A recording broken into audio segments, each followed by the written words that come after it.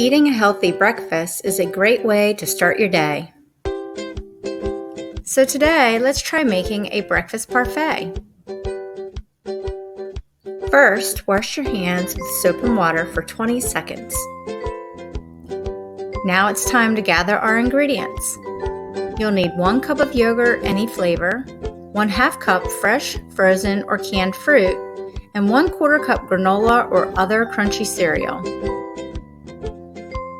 If you are using fresh fruit, gently rinse it under running water.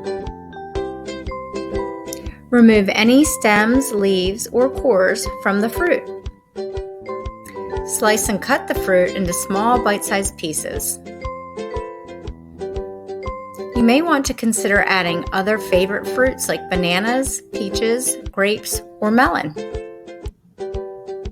Now that your fruit is prepared, spoon 1/2 cup of the yogurt into a bowl.